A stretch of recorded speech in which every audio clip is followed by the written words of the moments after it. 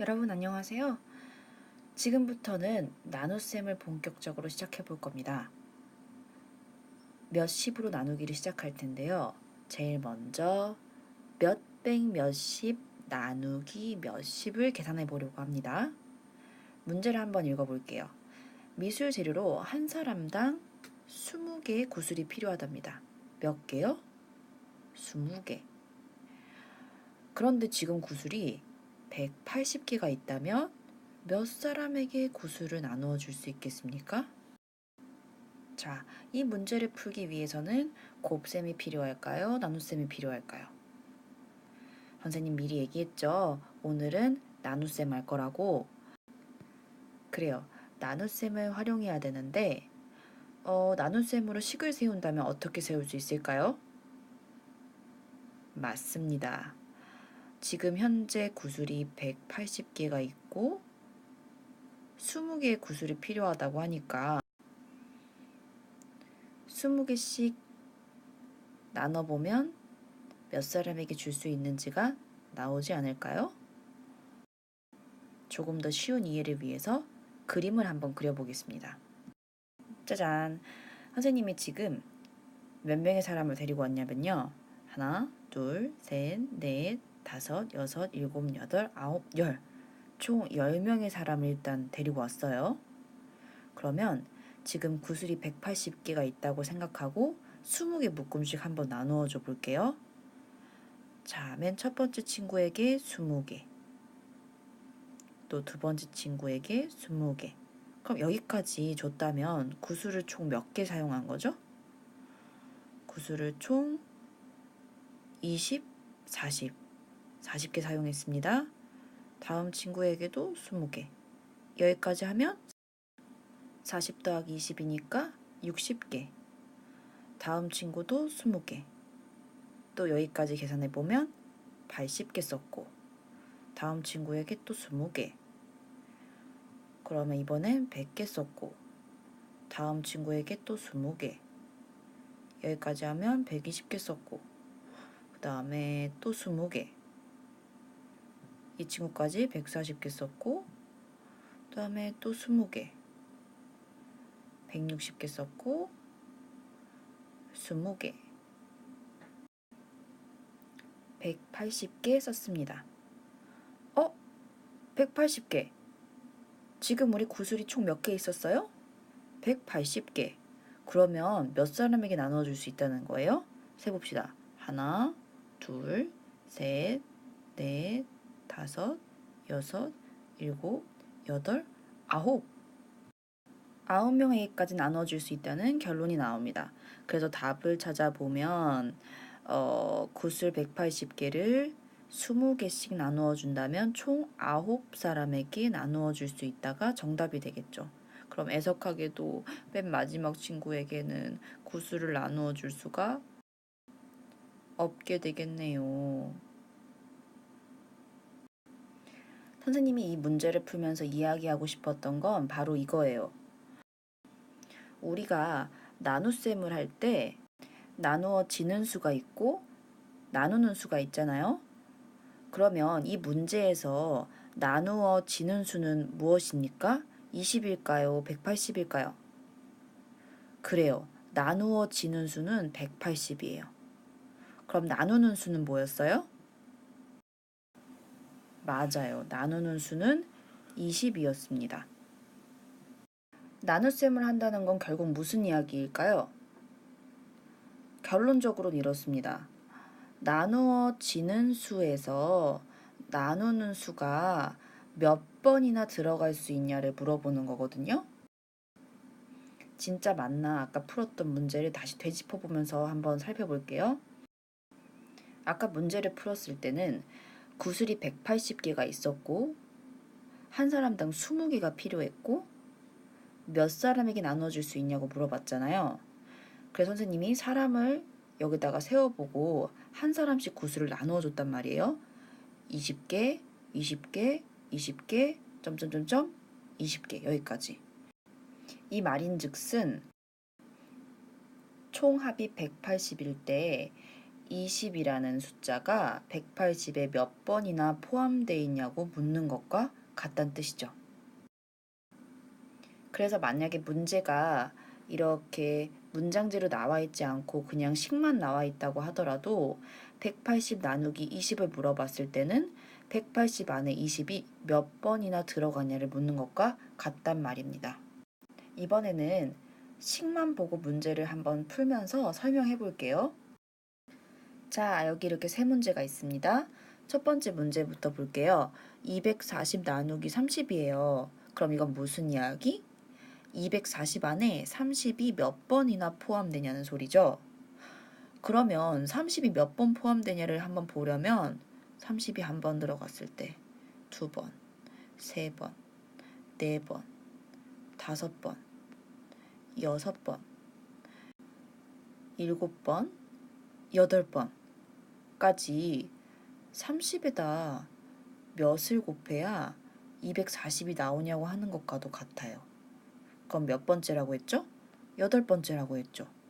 그러니까 당연히 답은 8이라는 걸 알 수 있어요.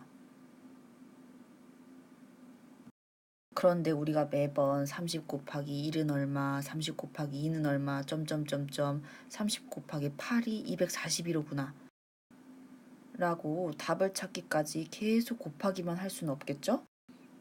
더 빠르고 정확하게 답을 찾을 수 있는 방법이 있을 거란 말이에요. 첫 번째 문제를 다시 한번 봅시다. 아까 답이 8인 건 알았어요. 그러면 문제를 푸는 과정을 더 간단하게 만들어 볼게요. 잘 보니까 여기 뒤에 있는 0은 그다지 계산할 때 둘 다 하나씩 있기 때문에 별로 계산할 때 신경 써야 될 필요가 없는 것 같고, 앞에 있는 이 부분을 보니까 뭔가 떠오르는 게 있어요.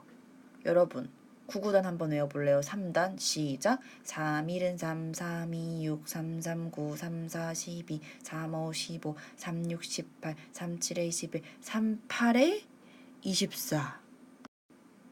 와우, 앞에 있는 24 그리고 3을 9구단을 외면서 나누기를 해봤더니 그 몫이 결국 240 나누기 30의 몫과 같더라는 얘기예요.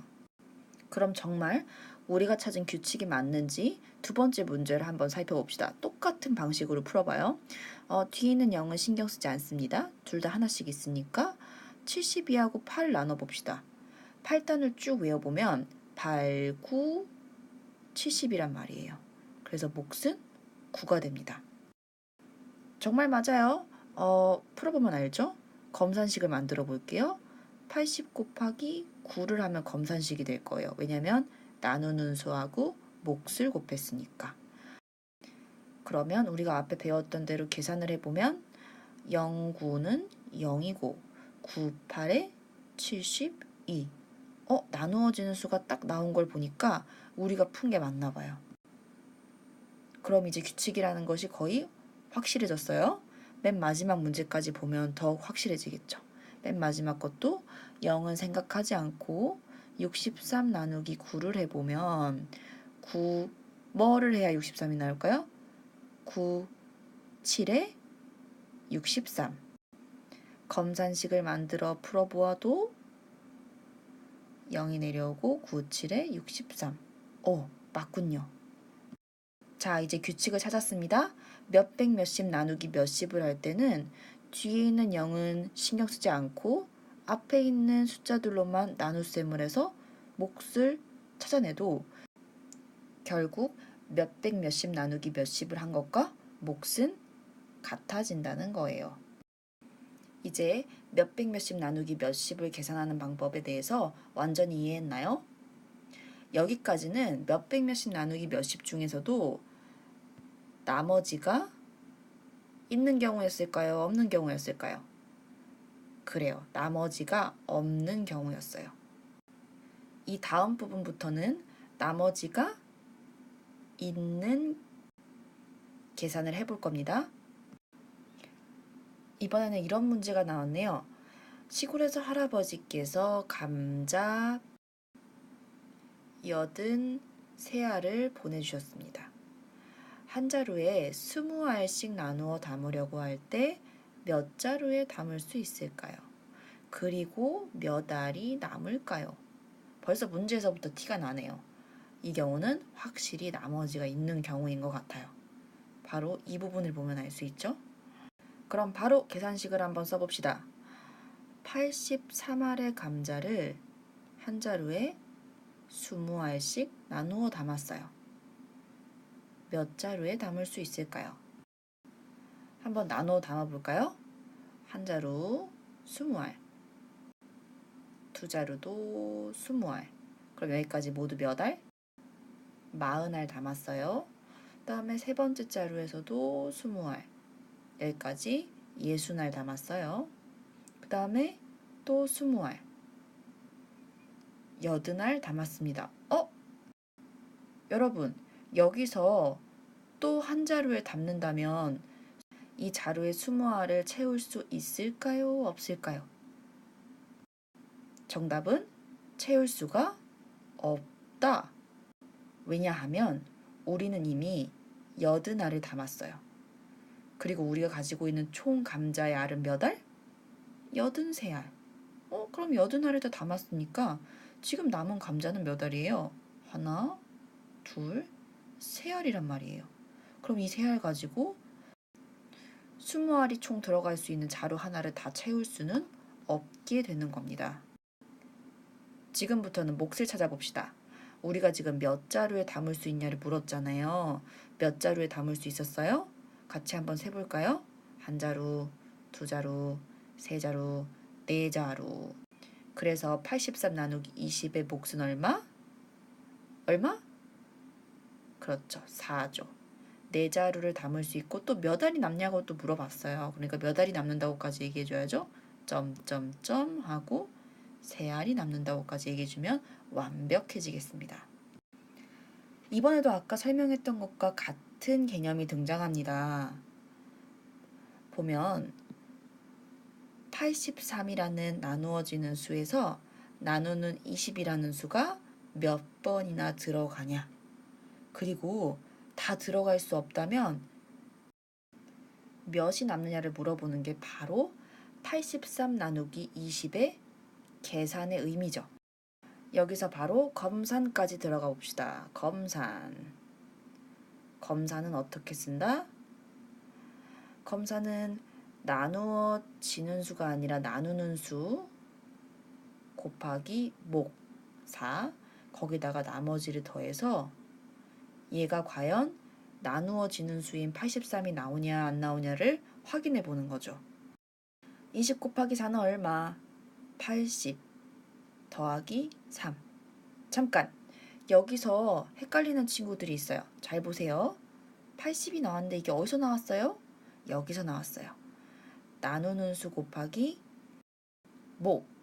나누는 수 곱하기 몫을 한 것이 이 자리에 들어가고 거기다가 나머지를 더한 거예요.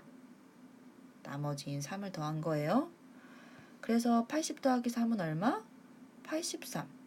자, 확인해 봅시다. 83이랑 여기서의 83이랑 맞나 틀리나 볼게요. 자, 여기 검산에서의 83. 나누어지는 수 83. 서로 어떻습니까? 같습니다. 그래서 이 나눗셈식은 맞았다고 볼 수 있겠어요. 아까 했던 것처럼 이번에도 문제를 풀면서 다시 한번 우리가 배웠던 내용을 확인해 볼게요. 이번 문제는 274 나누기 30이네요. 우리 나눗셈을 할 때 여기 있는 수랑 여기 몫으로 써야 되는 수랑 서로 곱해서 여기에 쓰고 그 다음에 이 수하고 이 수를 서로 빼서 내려오는 거 기억하고 있죠? 이건 3학년 때 배운 기본 중에 기본입니다. 다시 한번 기억하세요. 여기 나누는 수와 몫을 곱한 게 여기에 내려오고요. 위에 있는 나누어지는 수하고 밑에 있는 수를 빼서 내려오는 겁니다. 계산 들어갑니다. 3 몇을 해야 270과 가까운 수가 나올까요? 3, 9, 27. 0 곱하기 9는 0, 9, 3, 27. 274 빼기 270은 얼마? 4. 짠, 여기서 끝났네요. 그럼 이번에는 검산식 한번 써봅시다. 나누는 수인 30이 먼저 들어가야겠고, 그 다음에 뭘 곱해야 할까요? 몫인 9를 곱해야 되겠어요. 9. 그리고 뭘 더해야 될까요? 나머지인 4를 더해야겠어요. 그래서 먼저 앞에 있는 두 개 먼저 곱해줍니다. 9, 3, 270 더하기 4는 얼마? 274예요. 274, 274 같은 걸 보니 우리는 나눗셈을 맞게 했습니다. 이번에는 168 나누기 40입니다. 168 안에 40이 몇 번이나 들어갈 수 있을까요? 한번 3번이라고 해볼까요? 그러면 3, 0은 3, 4, 3, 12. 그러면 8 빼기 0은 8, 6 빼기 2는 4. 나누는 수하고 나머지를 비교해 봤을 때 나누는 수보다 나머지가 더 크면 뭔가 문제가 있죠. 나머지는 나누는 수보다 작아야 되니까. 그럼 이럴 땐 어떻게 하라고 했어요? 맞아요. 몫을 1 올려주면 나머지는 줄어든다. 뭐라고요? 몫을 1 올려주면 나머지는 줄어든다. 그러면 몫을 하나 올려서 다시 계산해 볼게요. 아까는 몫을 3으로 했으니까 이번에는 4. 4, 0은 4. 4, 4, 16. 168 빼기 160은 8. 이제는 나머지가 나누는 수보다 작으니까 맞네요. 검산식을 만들어 봅시다. 나누는 수인 40에 몫인 4를 곱하고 나머지인 8을 더해요. 40하고 4를 먼저 곱합니다. 4, 4, 16에다가 0을 붙이면 되고 8을 더해요. 그러면 168이 나와서 나누어지는 수와 같고 우리는 제대로 계산을 했다고 할 수 있겠네요. 이번 시간에는 몇백 몇십 나누기 몇십을 해보았고요. 몇백 몇십 나누기 몇십에는 두 가지 경우가 있었어요. 어떤 경우였어요? 나머지가 없는 경우를 먼저 했고 그 다음으로는 나머지가 지금처럼 있는 경우에 대해서 공부해 봤습니다. 다음 시간에는 56 나누기 14와 같이 두 자릿수 나누기 두 자릿수를 계산해 보겠습니다. 다음 강의에서 만나요.